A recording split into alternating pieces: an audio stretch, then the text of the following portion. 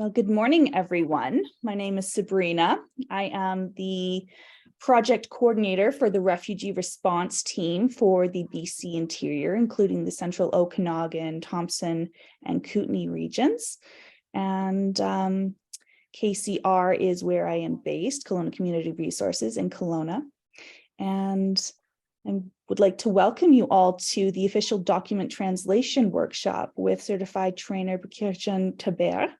I believe you also go by Jean, is that right? That's correct. That's correct. Okay, perfect. So before we get started, I'd like to quickly acknowledge that I'm on the traditional and unceded territory of the Syilx Nation. And I also need to make a quick acknowledgement to the funder of the program that are sponsoring this series of 7 workshops, which is the Ministry of Municipal Affairs. So with that all being said, I will turn it over to John. Great. Thank you very much for this nice introduction. And welcome everyone to the official document translations webinar. I trust you will find the information useful. We don't seem to have too many people. You are welcome to join in during the presentation. If you have any questions, you can turn on your audio and ask, or you can put your questions in the chat box and I will answer them after the presentation. Traditionally, I always share my presentation with my participants, so you don't really need to take note of anything unless you really wish to do so.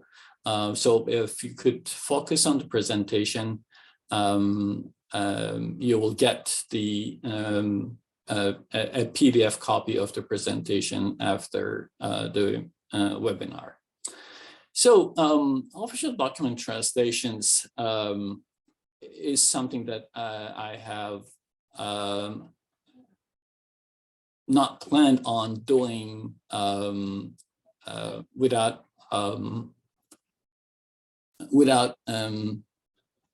a demand coming from my colleagues. In 2014, I noticed that more and more certified translators passing the certification exam had questions regarding official document translations.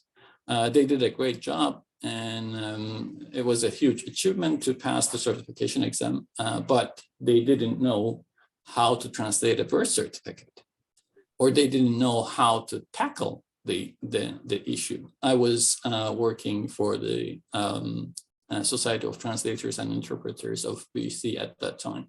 So I decided to put together a presentation and share my information with the members at that time.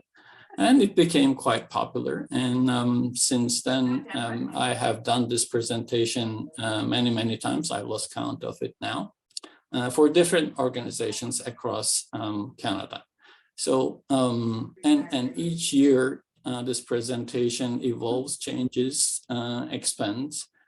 So it's going to be a little bit long. So I beg for your patience, but you will find the information very useful. Okay, so let's start. What are the documents that we're talking about? ID cards, birth certificates, marriage certificates, death certificates, all kinds of other documents that would be used during legal processes. For whatever reason, immigration, refugee claims, marriage issues, death issues, educational subjects, passport, travel, court issues, hospital issues, and others. What we are going to talk about today is accepting, receiving documents to be translated, saving, storing them, creating templates, translating, preparing a translator's statement, preparing your translation package, delivering your translation package to your clients, and finally, invoicing. We might be a good translator in specific fields, but there are the two crucial questions to answer before accepting a translation assignment, especially if it is a legal document. Am I qualified to translate? Can I translate? Qualified means, am I accredited, certified? Do I have the license? Am I allowed to translate this document? Can I, as you know, the English language can denotes ability. If you can understand what is written in the source text, and if you know how to transfer it into the target language, yes, you can. But may I and can I are two different questions, and you have to be careful about that. So before accepting an assignment, first, check if you are qualified to translate, and can I is another question that you have to answer. When I say can, we're not talking about birth certificates or marriage certificates, but court documents, for instance. They can be very intricate, very complicated, and very difficult to translate. So we must not focus on simple documents only. Okay, so being accredited, certified, can only be achieved by joining a provincial society in Canada. In British Columbia, we have the Society of Translators and Interpreters of British Columbia, STBIC. And here is the information. I'm not going to talk about it too much, but you can also go to use the links that I have here to get more information about the society, unless you have already signed up and you are a member of the society. I would definitely encourage you to consider to join if you haven't done so, if you want to pursue a career in translating and interpreting. Filing, I discovered, is extremely important in our line of work. We have to keep track of our work. So I created some folders on my computer, and I call the main one John's Translations. I have other documents, but I have one that says my translations. And in that folder, I have two extra folders. I'm a certified translator from English to Turkish and Turkish to English. So I have two folders to store my translations in each language combination. And in each, for instance, this is the Turkish to English one, I have my templates. And then I have the names of translation agencies that I work with. And finally, my personal translations by year. Translations 2012, and when you go to translation agency, you will see the same thing, 2012, 2013, 2014. So I separate my translations by the institutions that I work with and by year. And in my templates, I have literally now over 100 templates for many various different documents, which I find extremely useful when I need to translate the same kind of document. So when there is a new document that I need to create a template for, I'm never shy to do that because, you know, I'm simply putting more money in the bank, so to speak. So I created these files, and then of course I have my clients by number and client's name, and a short memo of the translation that I did for this person.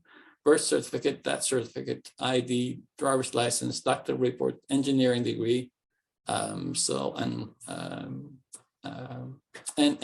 finally, if it is a translation, then I have here client A's birth certificate, my invoice, the original that I received from the client, the second original document, and my statement. So in each client's file, I have, or folder, I have these files. So you always need to keep scans of the source documents, your translation, your statement, and your invoice. In the past, I didn't use to scan and keep a copy of the final work. Now I do that as well. So in this folder, I always keep a scanned copy of stamped and signed final product.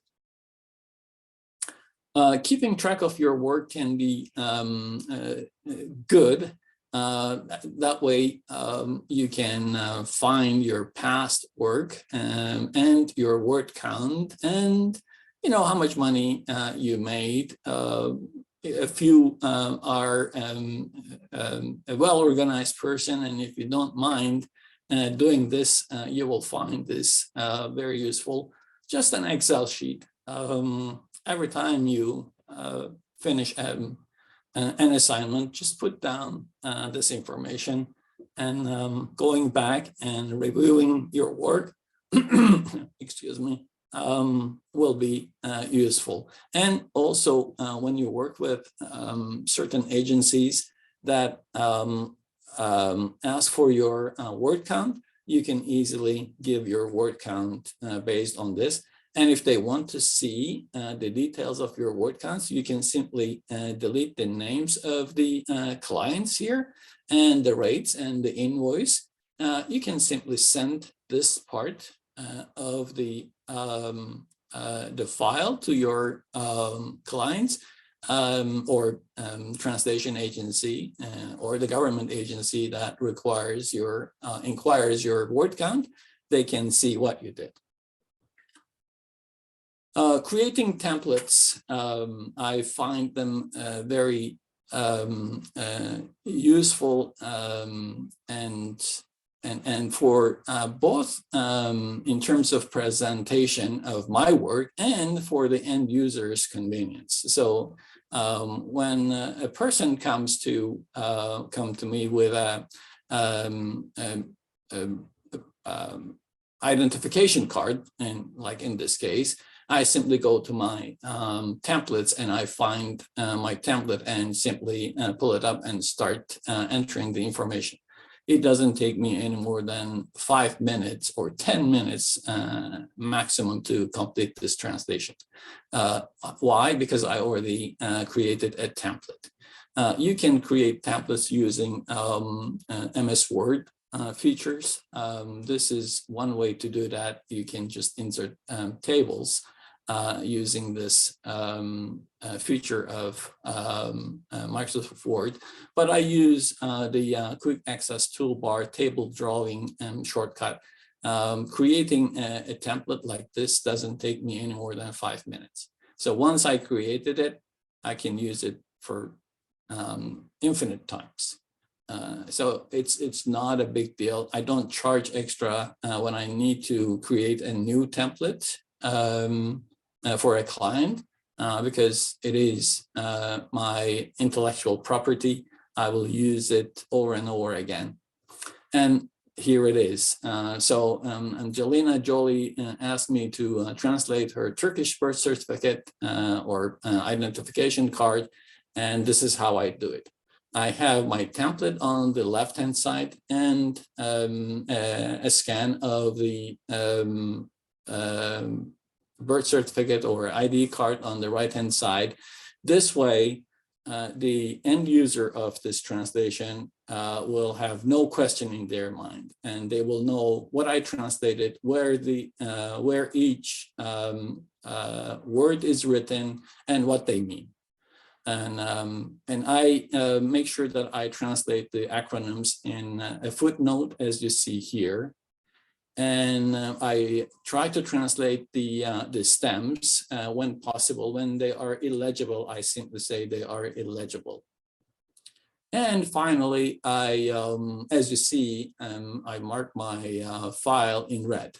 And in in-person presentations, I have a little interaction with the participants, but online we don't do that. The reason why you see it is in red is because it saves at least 65–70% on ink when you print.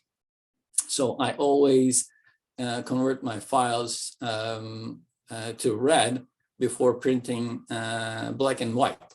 The difference between black document and red document when printed is very difficult to distinguish. However, when you switch to red and print in black and white, you save at least 65–70% on your ink. So it's a great saving, and I think I thought you would appreciate that, so I share it with you.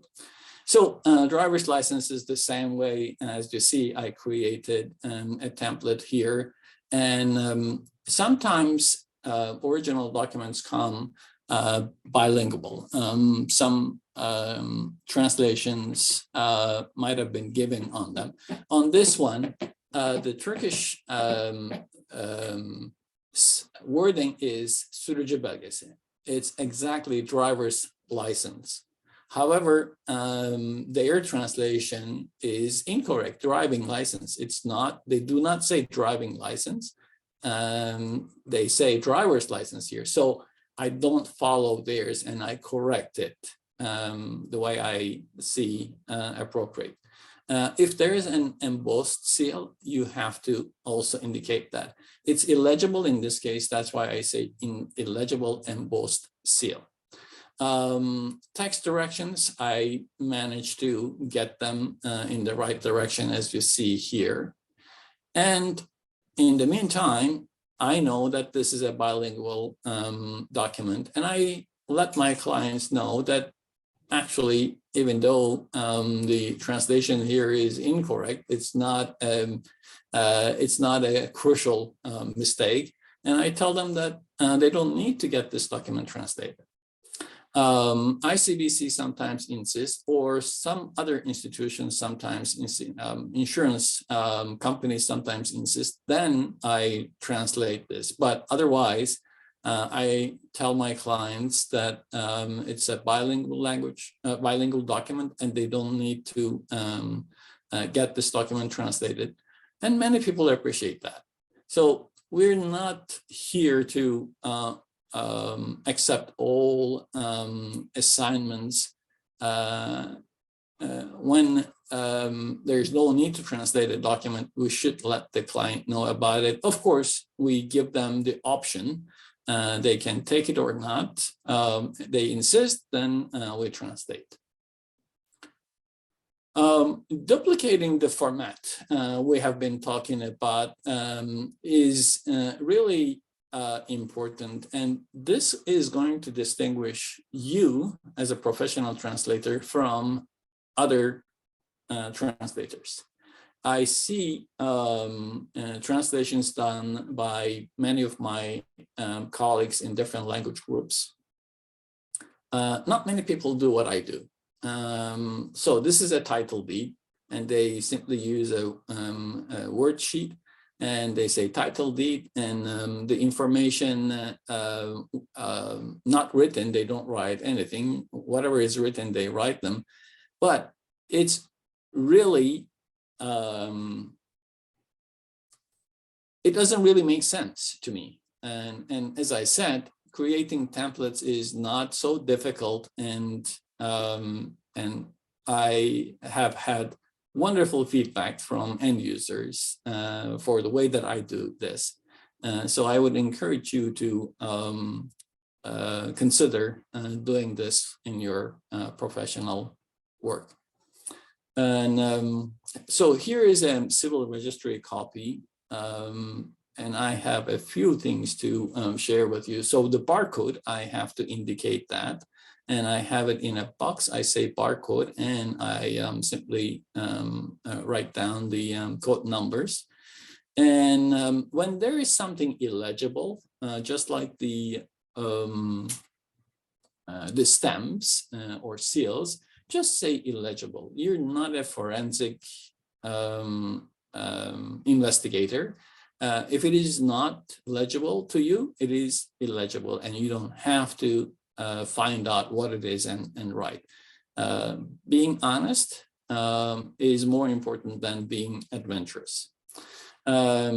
Also, I don't change the date formats. Unfortunately, in Canada, all date formats are used interchangeably. Day, month, year, mostly month, day, year. And there are the times that they start with the year, month, and then day.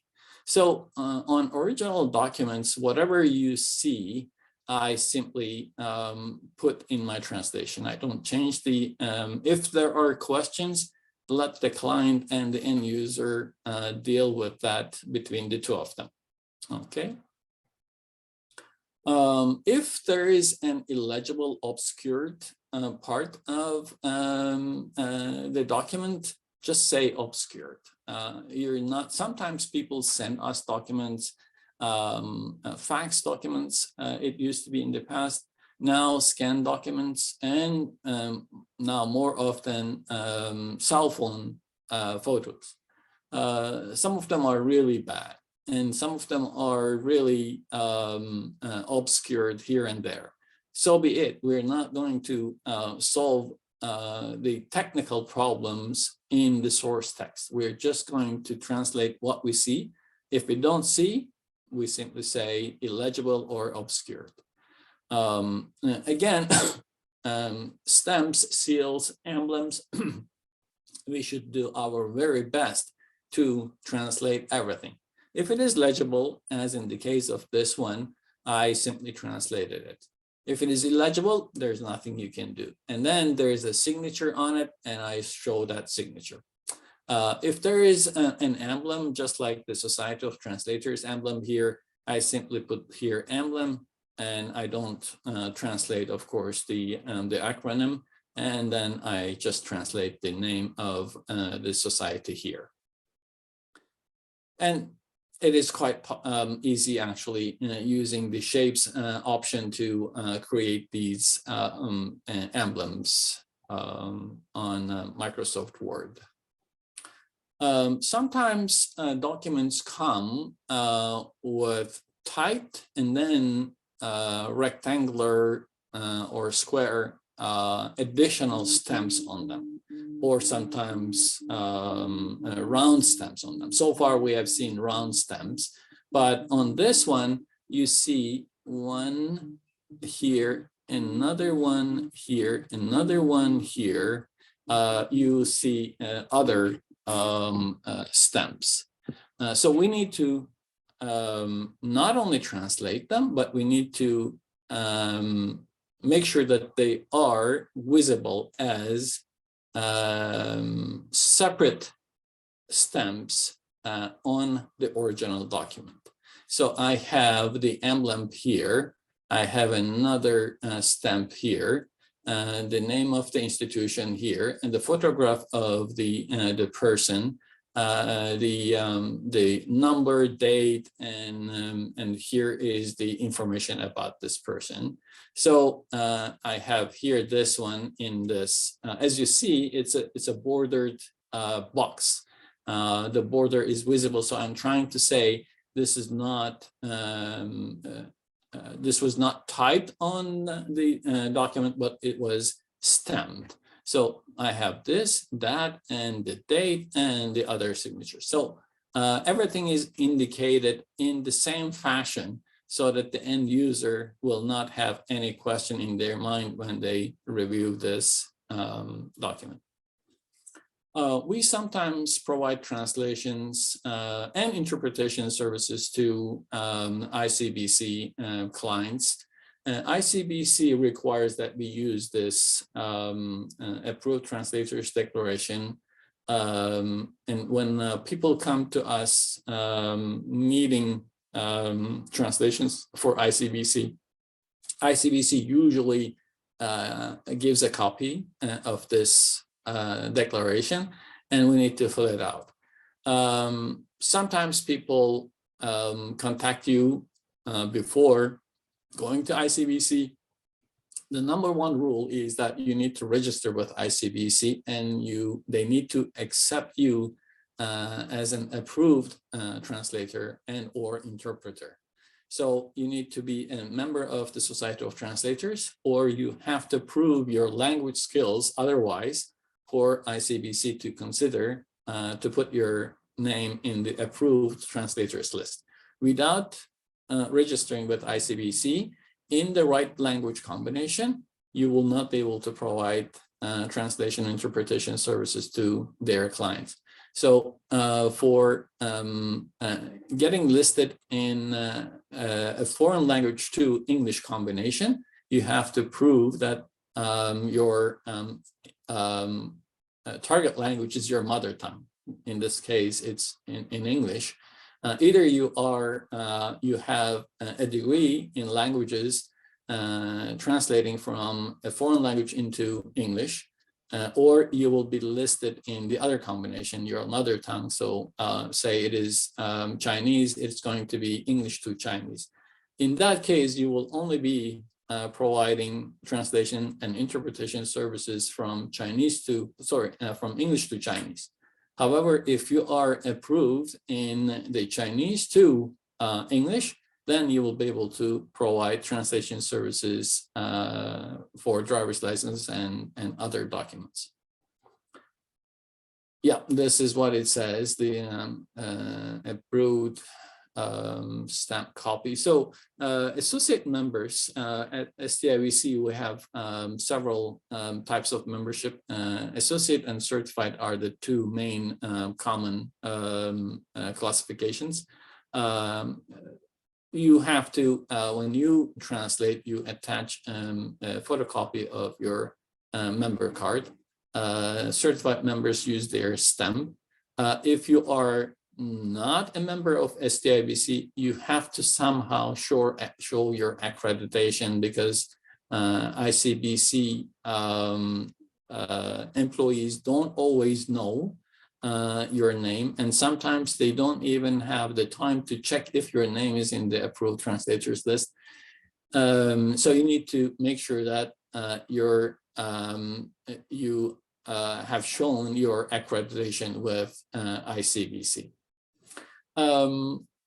If you are listed in an English to another language, foreign language combination, you will be allowed to interpret the knowledge test. It's a very delicate operation. They give you a voice recorder, and also somebody monitors you from behind. They want to make sure that you only interpret the test, but not help the client to pass the exam. You have to be really careful about that. And I've seen over the years quite a few people discredited themselves. It's not worth it. It is extremely gratifying to help someone do the exam, and if they pass, it is very nice, but we are not there to help people pass the exam. We are there to help them to understand the questions and the answer options. We have to be careful about that. We sometimes translate driving history records, and it's important that we include everything. Sometimes certain terms can be expressed in one word in a language, and it can be expressed in two words in another language. We need to be careful about that and make sure that we don't omit anything. So the basic 5 or 4 basic rules in official document translations: no omission, no addition, no choice giving, no embellishment. So no matter what, we are going to translate everything. We're not going to skip anything. We're not going to add anything that is not there. And we are not going to give choices in brackets. And we're not going to make it sound nicer, better than the original one. Okay, so, and also we are translating everything. So under the line, you have the address, you have some other information here. We need to translate everything other than the address, because addresses are not translated. The addresses can be used otherwise, so we are not translating the addresses, but we still include them. So proper names, addresses, URLs, we do not translate them. We need to learn transcription rules in non-Latin based languages like Arabic, Chinese, Japanese, Korean, Punjabi. We have to learn the rules, how to transcribe the information into English, but still we do not translate them. The diplomas degrees are sensitive documents, and educational institutions are becoming more and more suspicious about the documents that they are submitted.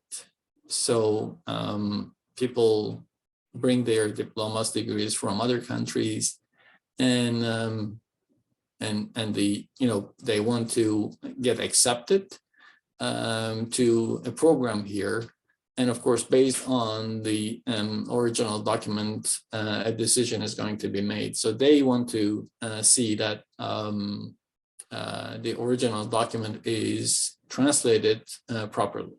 So I try to mimic the original document as much as I can. So parallel lowercase capitalization, wherever it is.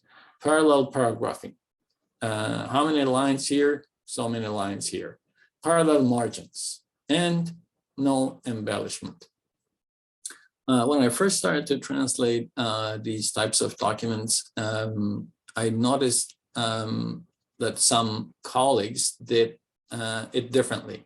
So here it says, since such and such who successfully completed the 4-year bachelor's program at the mining engineering department, and what I noticed was my colleagues simply used a generic wording in English in a mining engineering diploma that has nothing to do with what is written here. And educational institutions in Canada also discovered that, and they refused those translations. You're not supposed to localize a legal document like this. Localizing is changing the wording without changing the essence of the meaning to make it sound natural in the target language. However, degrees, diplomas are not the type of documents that you are supposed to do localization. You have to translate whatever is written there, and the client and the institution that the document is going to be submitted will sort out any wrinkles, if there are any. Of course, we're supposed to provide a grammatically correct translation, but the wording has to follow the original document. Transcripts are the same, and they can be a little bit controversial because course names vary from one country to another. Again, we have to be loyal to the source text and idiomatic in the target language. We're not supposed to change any word that is in the original document. So in this case, the client asked me to translate the name of the program as administrative management. Well, in the original document, it only says management. well, she says, I'm going to register for this administrative management program here, and they want to see that I am coming from an administrative management program. I'm sorry, you're not coming from an administrative management program. Your document originally says management. It doesn't say administrative, but they're the same. Well, I'm sorry, they might be the same unless I see the word administrative in the original document. I will not write it here. So we have to really make sure that we do not submit to our clients unfounded, unreasonable requests. Again, we are translators. We are not trying to help out a client to achieve their goals. By translating their documents accurately, we are actually giving them the best help that they can ever get. But anything more than what we do is going to trouble us and stain our reputation, and it's not worth it. And again, punctuation is an important question that my colleagues sometimes ask me. Well, we use commas and periods in different places in the Canadian system. However, in a document like this, I don't change it. It doesn't change the meaning at all. But if I use a period instead of a comma on the original document, I can confuse the end user. So I simply keep the same formatting and let the client and the end user sort out the questions between the two of them. And sometimes you might have typos, like in this case. It's not here, but I'm just using this as an example. Let's say it's 2007, 2008 fall period. And so if there is a typo, I don't correct it.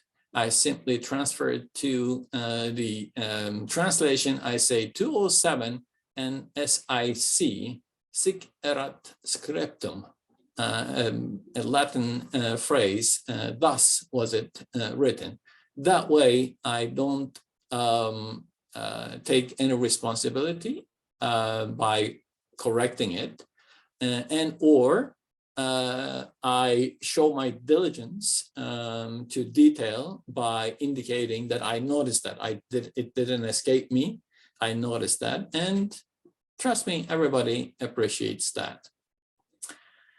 And then you have, of course, original documents that were written that have a lot of grammatical mistakes. So this is one that was translated from a different language into English, and I was supposed to translate this into Turkish. And, you know, it was not really easy. I had to work on this document more than otherwise I would translate a document this size. Because on the one hand, I don't want to embellish. I say that embellishment is not acceptable. On the one hand, I don't want to embellish it and make it sound better than it is. On the other hand, if I follow the original document, then it would not make sense at all when I translated it into Turkish. So you have to find a balance between transferring the original idea and making sense without making it too beautiful to be true. Let's put it that way. So sometimes this is not something that happens very often, but when it happens, you have to give it a thought before completing your assignment, the translation. We sometimes get handwritten documents, and if that is the case, we have a solution, or I have a solution that I recommend. I create the, as you see, I created the template exactly as it is, And whatever is typed, I have them in normal fonts. But whatever is entered by handwriting, I have them italic and bold. If there are crossed out words, I type them and then I cross out.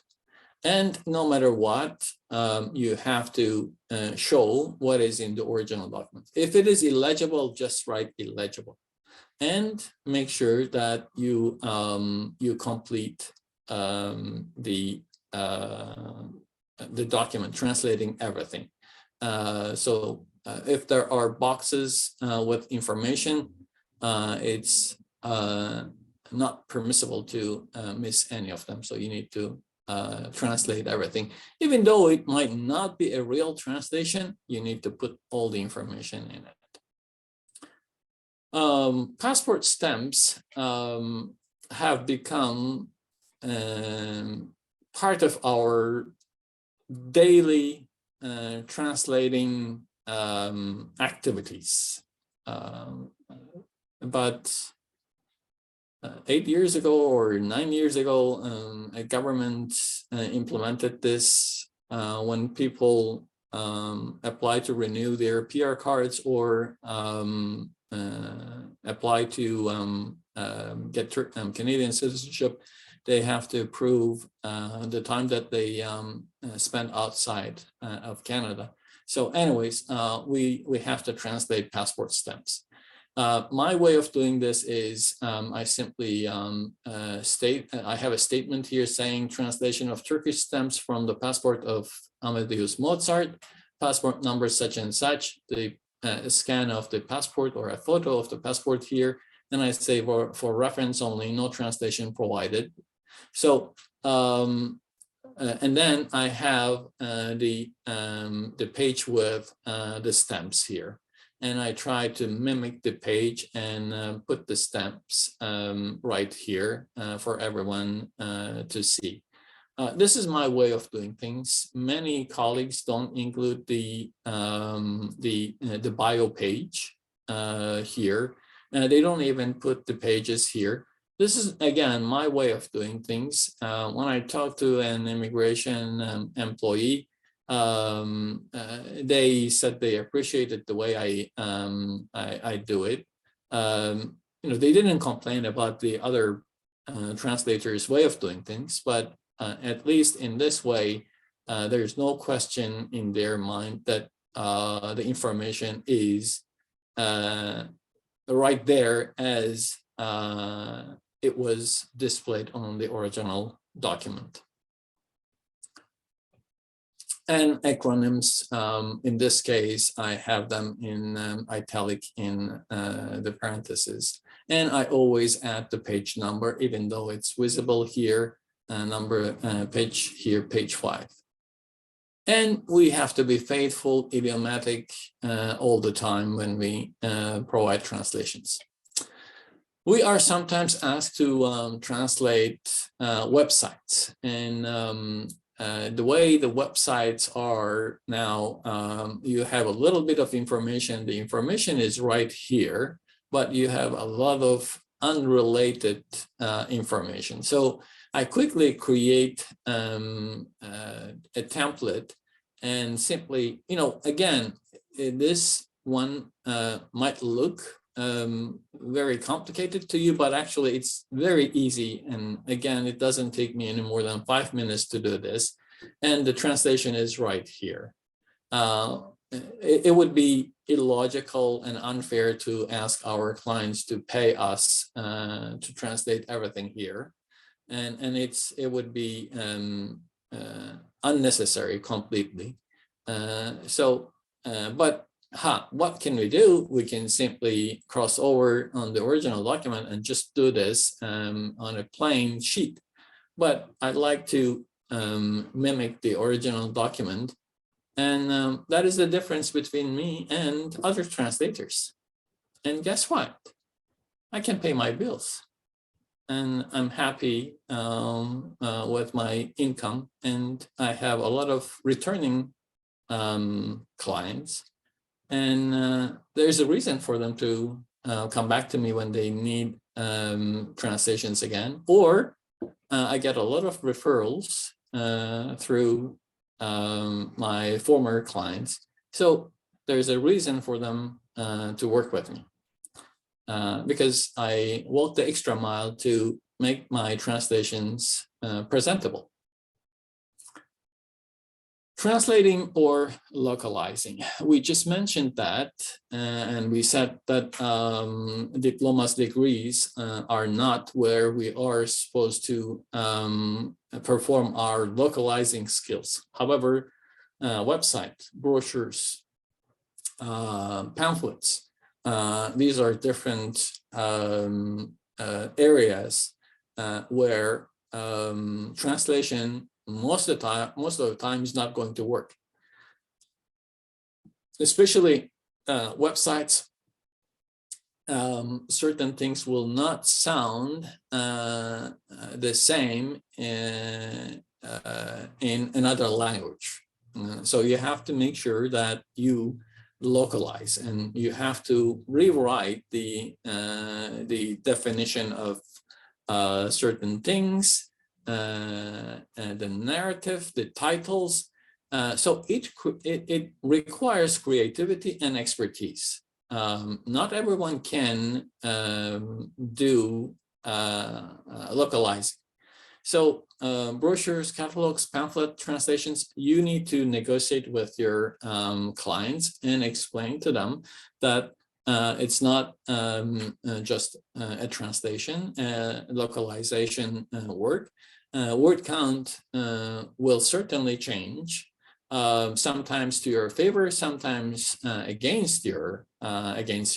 So you need to set a separate rate, different rate, a higher rate for localizing. However, you need to educate your clients before doing that so that they know and appreciate what you're going to do. Translating for the IRCC, Immigration, Refugees, and Citizenship Canada, is a delicate process.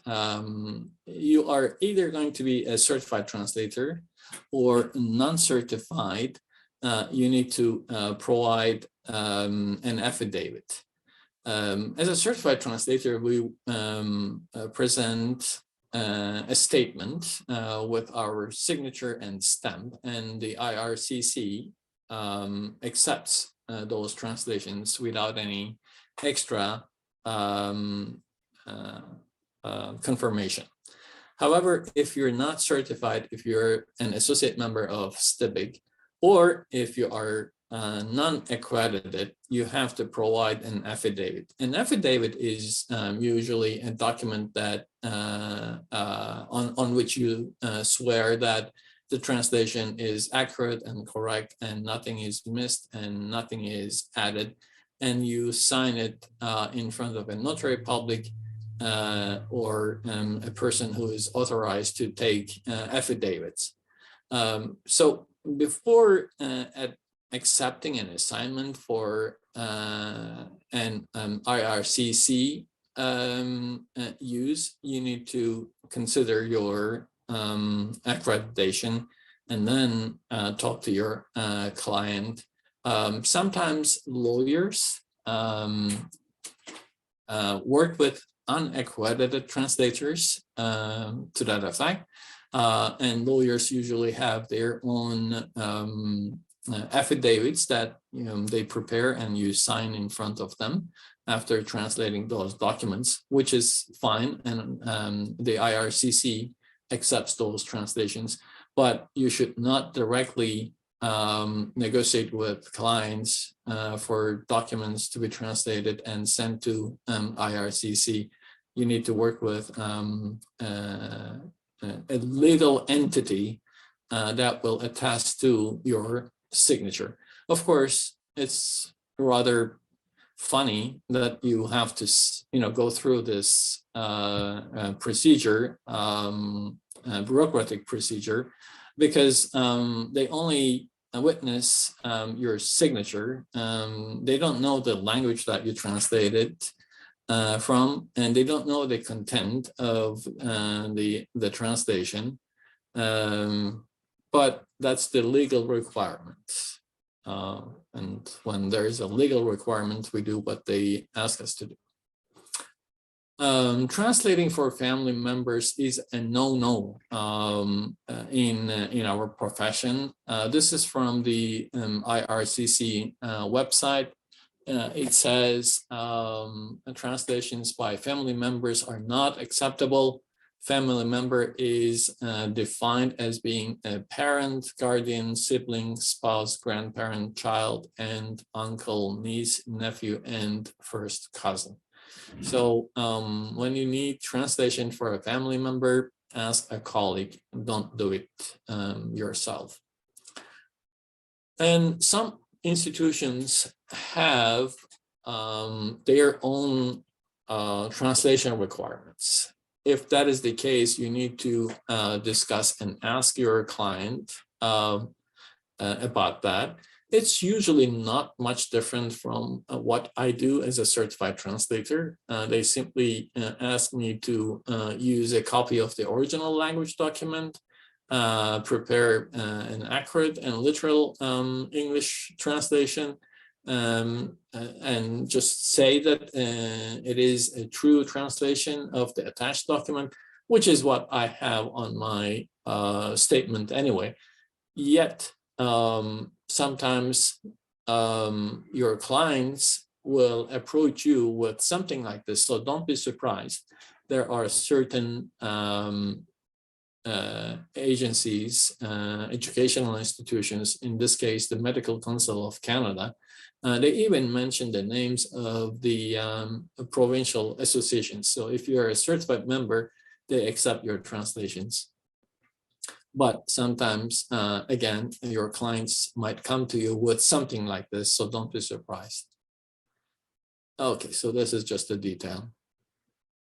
And translating for Passport Canada, again, you need to be a certified translator. Most of the time, they know certified translators from their statements, seals, and they know the society's directory.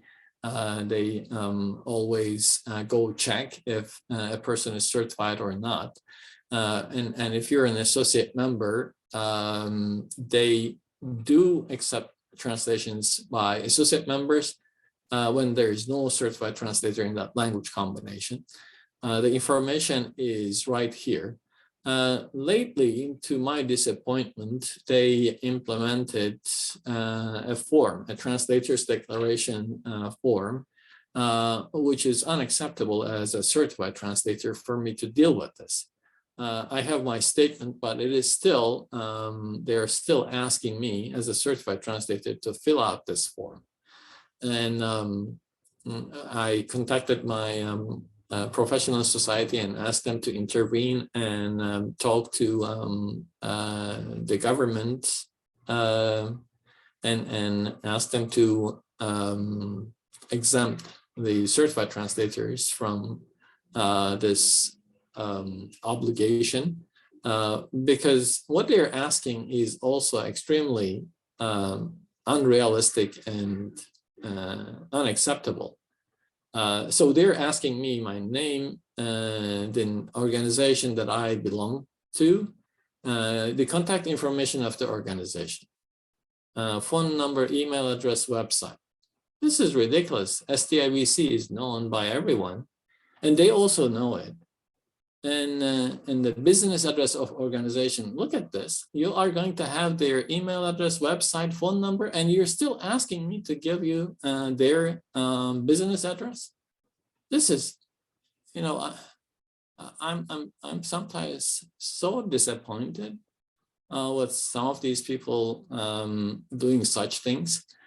This is so cumbersome, and unfortunately, continuation is very weak in many institutions, and government agencies suffer a lot from this.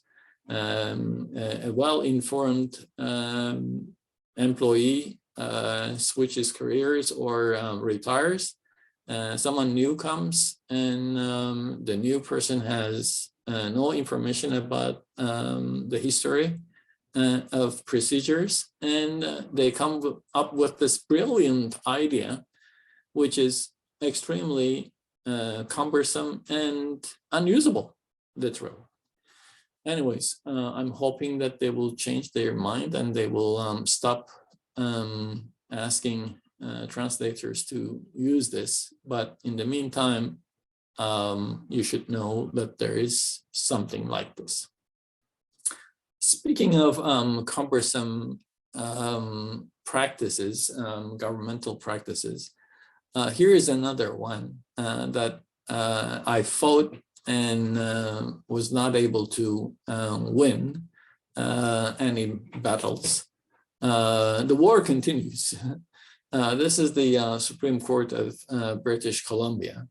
When we translate a marriage certificate, there's only one situation in which they insist on this. If two people decided to divorce, their marriage certificates in another language has to be translated into English. And no matter what your level of accreditation, certified, associate, non-accredited, you have to fill out this affidavit in front of a notary public or a lawyer, and you have to sign it in front of that person. And that person is supposed to attach the original marriage certificate, your translation as Exhibit A and Exhibit B, and you sign it, and the client takes it to the Supreme Court. Again, I talked to them on the phone, in person. It didn't make any difference. They insist on using this, even though my statement is much clearer than this one. And I give much more information about myself than I would give on this affidavit, but it is a requirement. Again, there are the times that we cannot really fight, or we can fight, but we cannot win some battles when it comes to some government agencies. We are sometimes asked to do audio transcriptions, and then they ask us to translate them. So this is how I do that. I have an audio file. It can be an investigation recording and a statement recording. So I have the file name here, and then I have the transcription on the left-hand side. Then I have my translation on the right-hand side. And again, I give the file name. If necessary, I add a note. Such and such speaks intermittently, sounds like he lost some teeth, so his speech is sometimes unclear. He sounds drunk again. So this person was drunk apparently in the past. So I do my translations accordingly. So minute by minute and identifying the speakers as much as possible. When it is indiscernible, you didn't understand what he says or she says, you say indiscernible.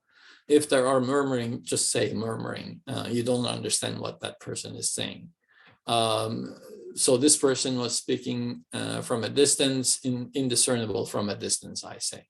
You don't have to be this detailed. I just like to be detailed.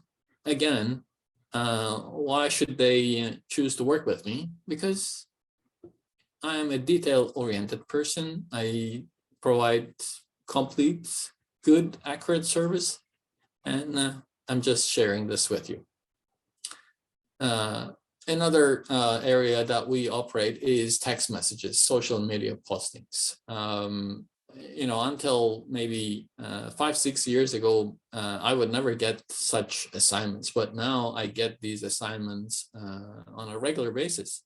So again, a social media posting, you have so many photographs, and then the script is here. I simply mimic the original, and they are side by side. Text messages, I do the same thing with dates and time and all the other details. Just mimic the original and put them side by side so that the end user will have no question in their mind as to what is translated into what. And finally, how to write a translator's statement. As a professional translator, we are required to provide a statement, which is sometimes called a declaration or an attestation when we translate legal documents. It is very important, if you are a member of STIBIC, to provide a standard statement so that recipient institutions across Canada can recognize the professional work our members do. If you're not a member of STIBC, that's fine. You can still use the template that I recommend here. On a standard statement, you should include your credentials as a translator, certified, associate, accredited, language combination, English to Korean, for instance. If you're a member of the society member number, and finally, that you are a member in good standing. Because membership to professional translation interpretation societies are yearly, and you need to renew your membership every year. Whether you're an associate or certified, you need to renew every year. That's why you need to indicate that you are a member in good standing in your statement. The more elaborate your statement is, the lesser chances that it will be rejected because you're providing all the information about you. As you refrain from adding enough information about yourself, they will become more suspicious about it. So you have an option here.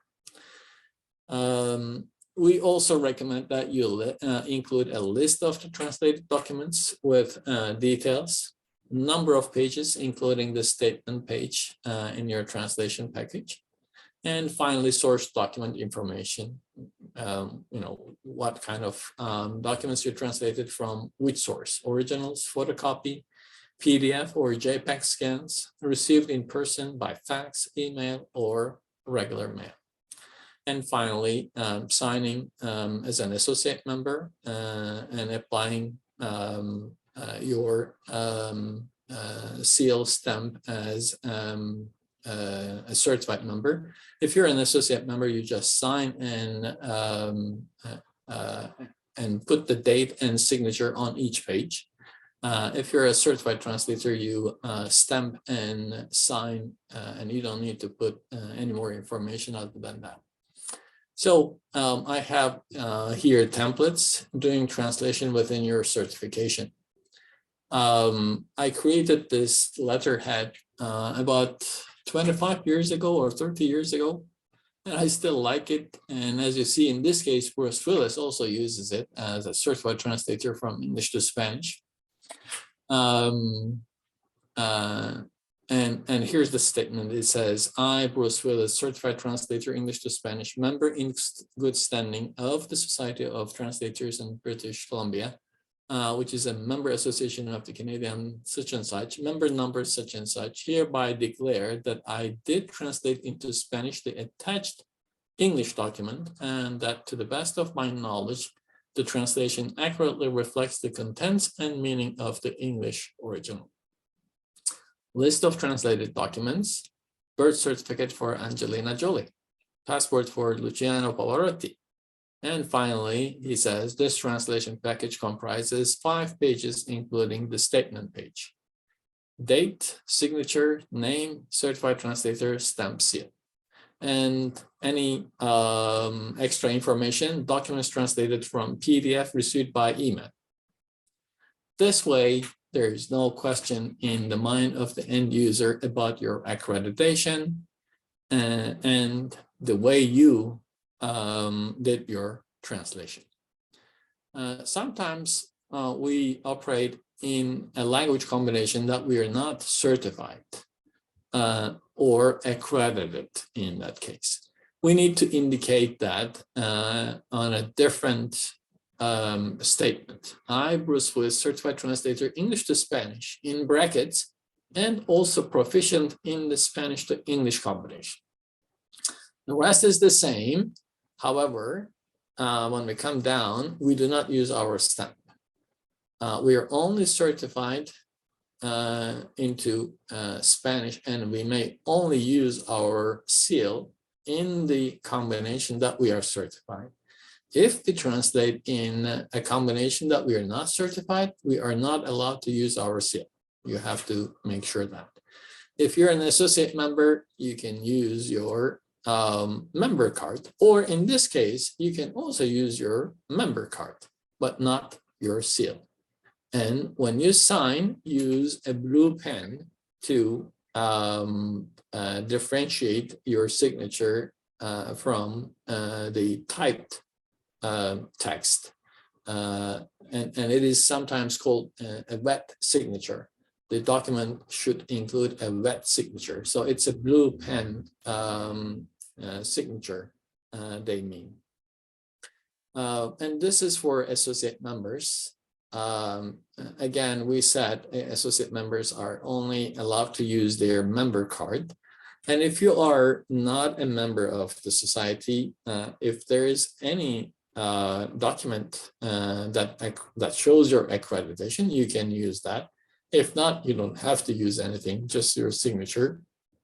And again, sometimes I said you work with a lawyer and you don't really need to put any of this information. You just sign the affidavit the lawyer asks you to do. So this is, again, in the language combination, you are listed as an associate member, and in the language combination, you're not listed as an associate member. You always use your member card, and you use a blue pen for wet signature purposes.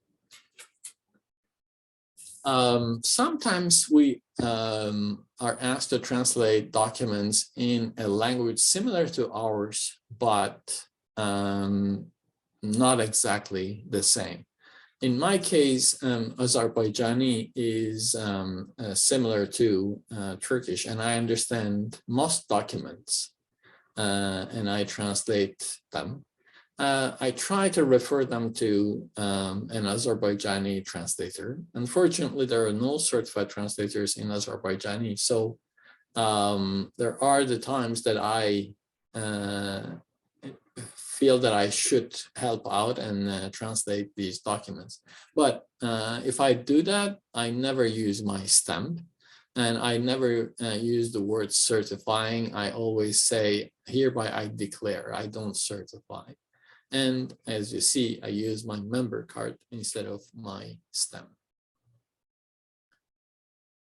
It is very important that we proofread our translations and proofread again and again and again and again until we perfect it. Take your time. Make sure that your translation is 100% error-free. When I say 100%, I mean it. There are the times that I reprint a page because of a simple comma misplaced or missing period. My reputation is more important than anything else. I'm not going to let anyone see that I omitted something or I mistyped something.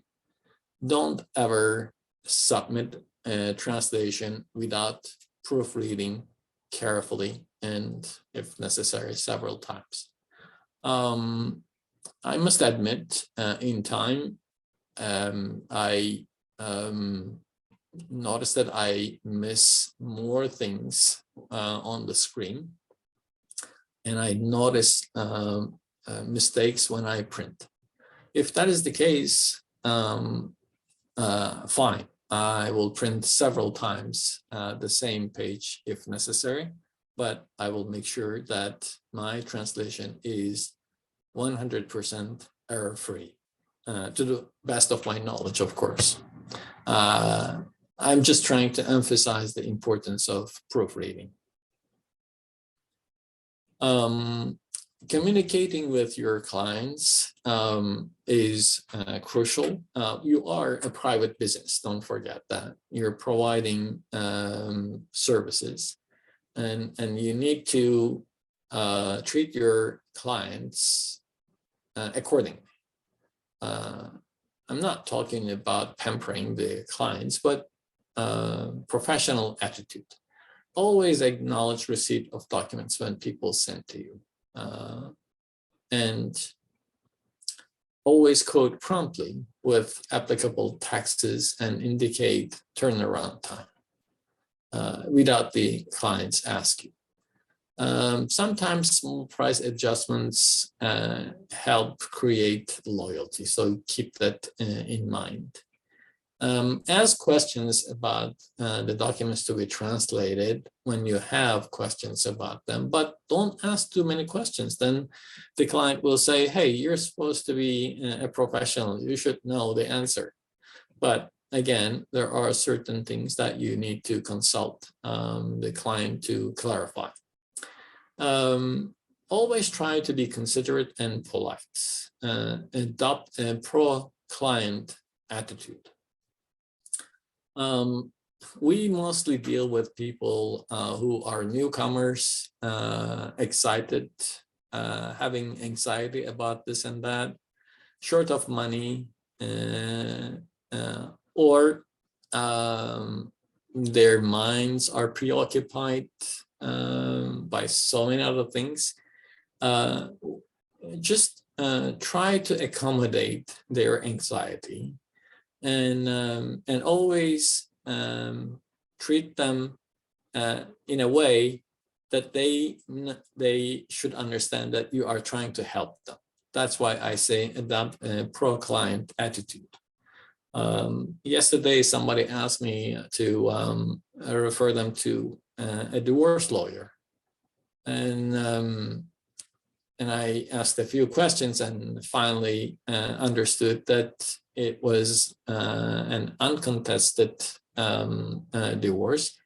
And by practice, it is possible to do that on their own. So I gave them a link. I said, I'm not supposed to refer you to anyone, but here's a website for you to investigate and find out about divorce procedures. So by declining to refer that person to a lawyer, I would be upsetting that person. He wouldn't maybe appreciate the fact that actually, as a language professional, I'm not supposed to refer people to other professionals. They have to find their own help. However, by providing the website information, I helped him all the same. And a couple of hours later, he telephoned back and thanked me for the information.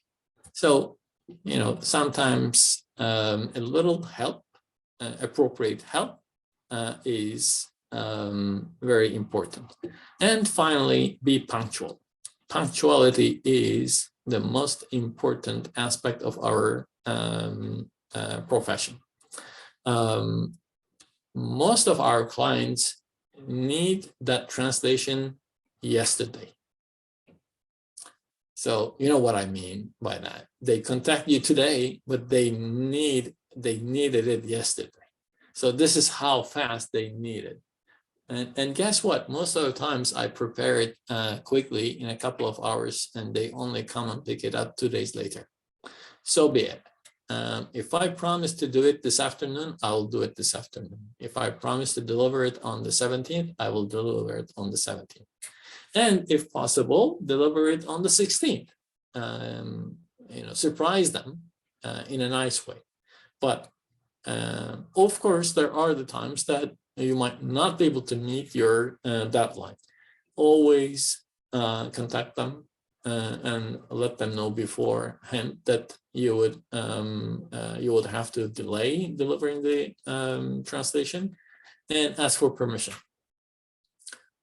So professional behavior from the beginning to the end is going to help us build a reputation and business. We are 50% dependent on our brain when we translate, and 50% on the technology. So you have to have a computer with up-to-date software. If you're using a PC, it's very unfortunate, but you have to renew your hardware and software every 5 years. There are better options, but they're not, at least in my experience, they're not as practical as a PC. So I use a PC.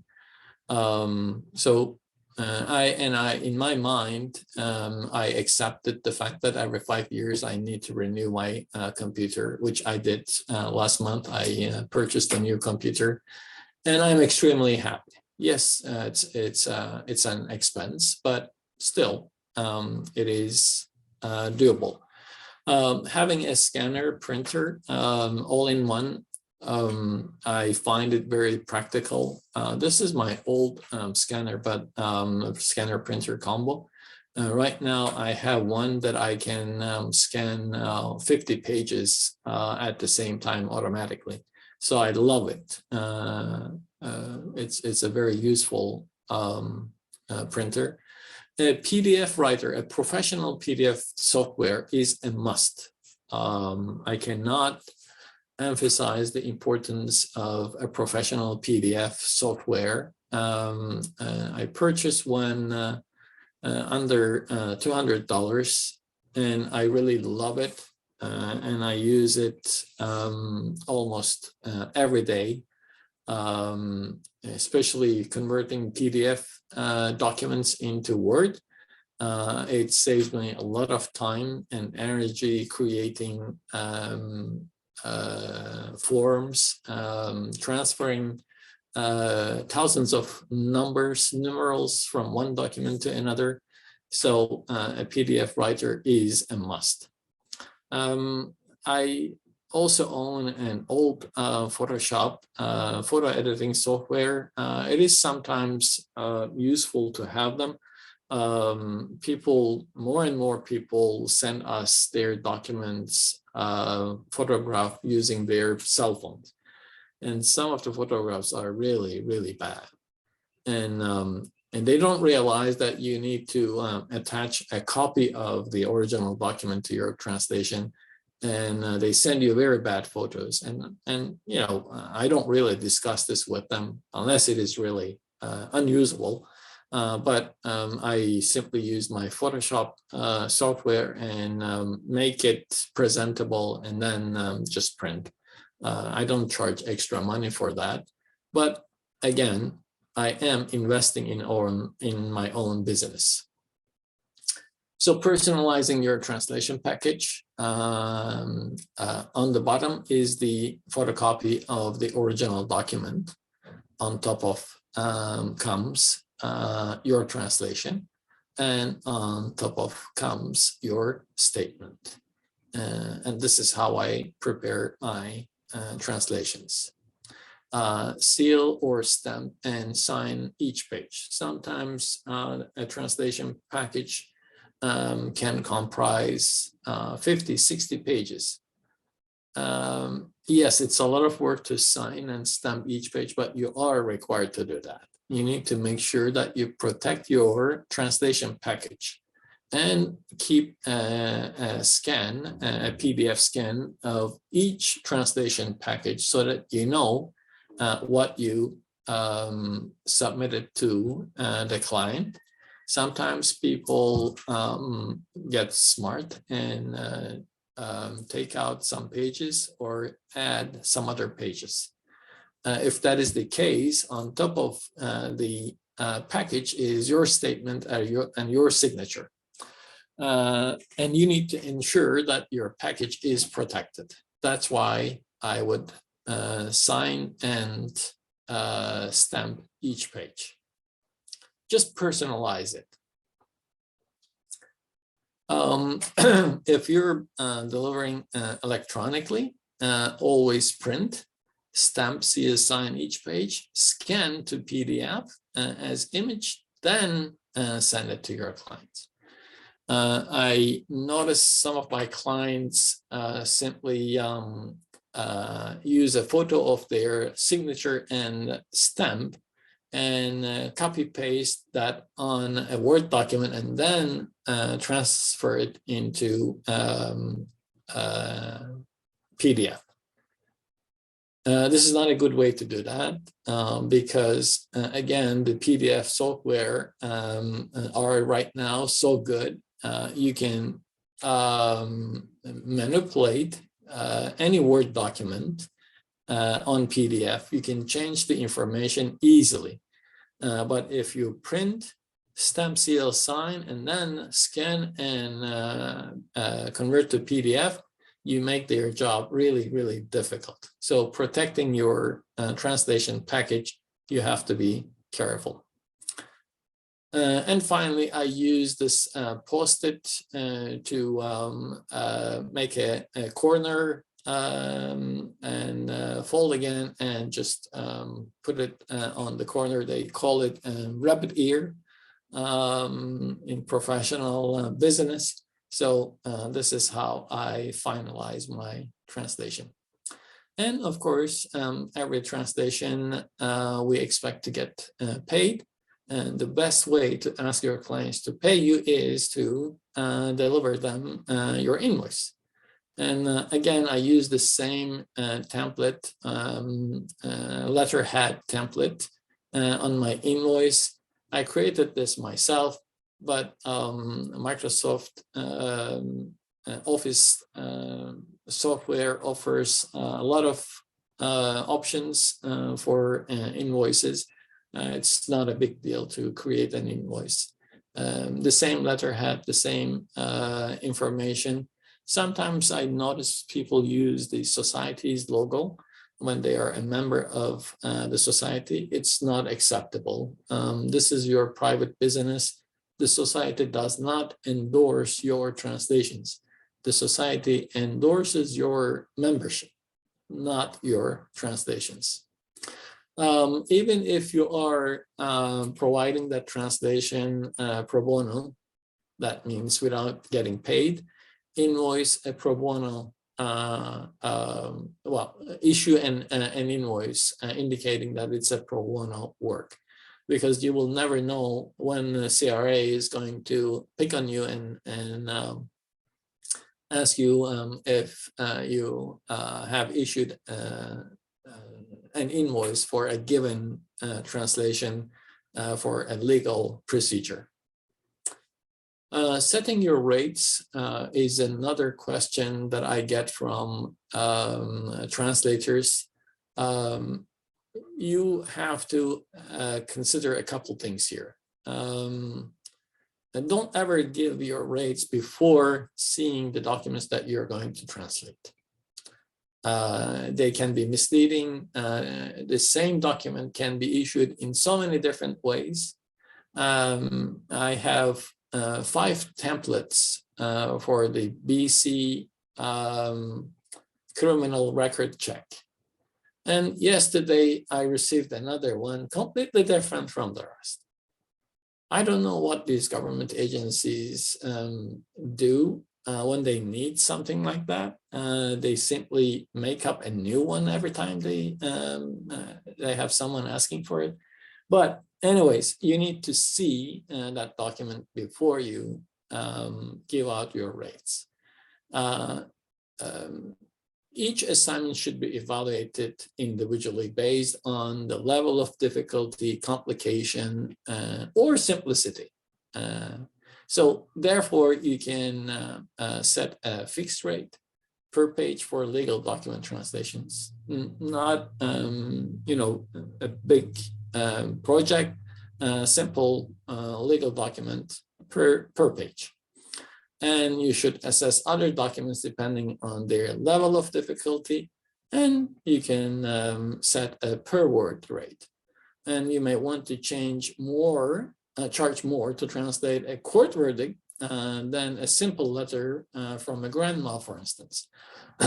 So having one rate, sometimes translation agencies approach you and ask about your rates. And I tell them that I don't give out my rates without seeing an assignment. I'm not a robot. I'm not a computer. I'm as humans, we have to assess the kind of service that we are going to provide, and then we should give out our rates. So it's important that we have to keep these in mind. And you might want to set a little lower rate for large assignments, 25, 50 pages or more, for instance, than small ones, 1 to several pages. You should consider the value of your time and expertise when you set your rates without completely dismissing general market trends. Yes, we all want to make more money. And we all need extra conveniences in life, but we're not going to gain the money from one assignment. So we have to be mindful. Also, we need to look into our own community's dynamics. One Canadian dollar is 16 Turkish lira at the moment. For a newcomer, $100 is a lot of money. So you have to be careful about that. When you reissue a translation, sometimes people come back to you and say, hey, I submitted that translation to this institution. I need another copy. That the new copy is going to be with the new date. So I reissue and I charge for it. Of course, not as much as the original, but I still charge. And I also set a minimum fee. And I strongly encourage all my colleagues, translators, interpreters, to have a minimum fee. It might take me 3 minutes to translate a document, but that doesn't necessarily mean that my time and expertise and my experience are undermined. So my minimum fee is $50. I'm not going to work under $50, no matter how simple that document might be. And I strongly emphasize this to all my colleagues and ask you to consider that. And finally, what I don't like, and I know that many of my colleagues don't like it either, dumping. Sometimes people go out and shop around and try to get the best rate. I don't mind giving out my minimum fee, $50. And I know some colleagues, knowing that I charge $50, go for $40 or $45, and they get that job. So be it. I still get enough jobs because I provide a fully professional service, no matter what. That's why I would say dumping is not acceptable. I don't want to use any harsh words. All I'm saying is that it is strictly frowned upon.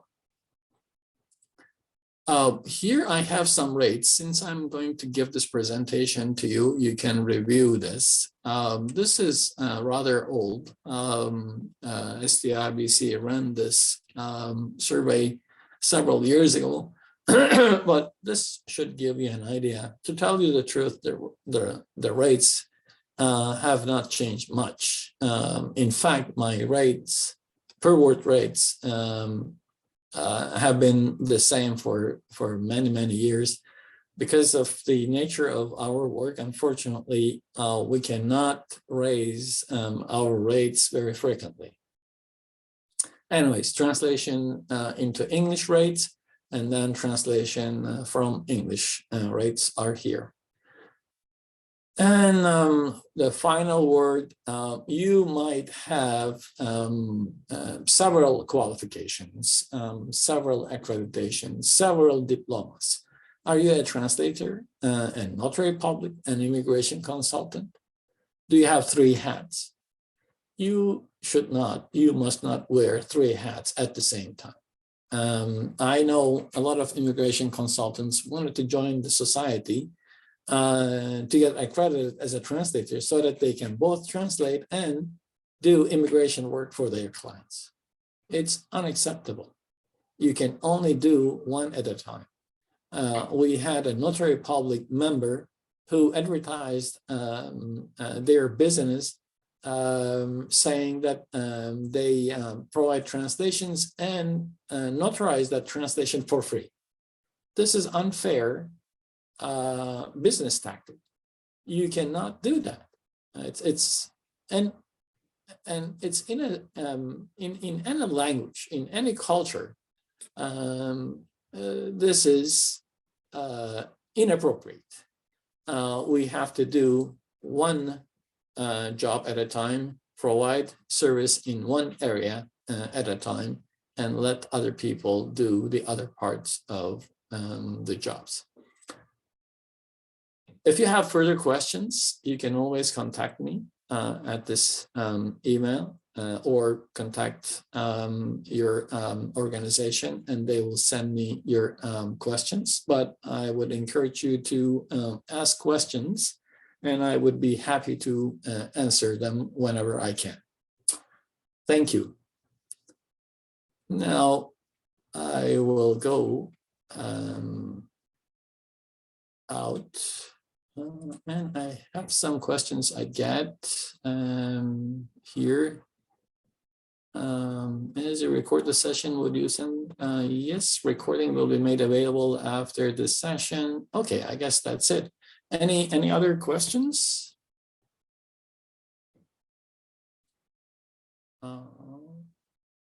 Okay, well, Anastasia, thank you. I am happy that you found it useful. And again, you're most welcome to unmute yourself and speak up if you like. Before we let you go, there is a satisfaction survey that I've just put in the group chat, and there is a quick quiz as well, if you don't mind filling that out.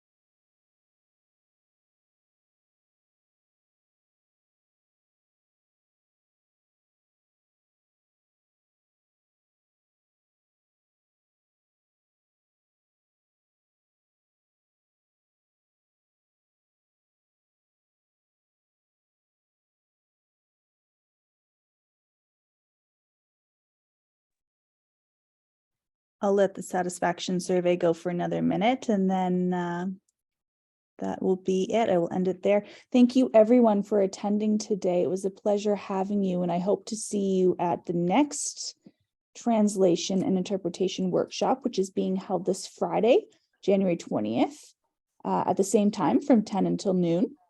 And that is on official best practices. John, would you like to give a little bit of an overview of that workshop before we let everyone Absolutely. go? Yeah, absolutely. Well, the focus of this presentation was official document translations, and the focus of the next presentation is going to be interpretation. Interpretation is the oral way of translating from one language to another. So we're going to talk about the interpreting settings, the methods for interpretation, and all the details about working in different settings. I trust you will find that information useful as well. We have a lot to share. Wonderful. Thank you for being here with us. It was a real pleasure having you, and we look forward to being taught more in the best practices workshop on Friday. Thank you very much, John. Thank you. Thank you. I will look forward to seeing everyone again on Friday. Wonderful. Thank you, everyone. Have a great week. Thank you, everyone. Yeah. Have a nice day.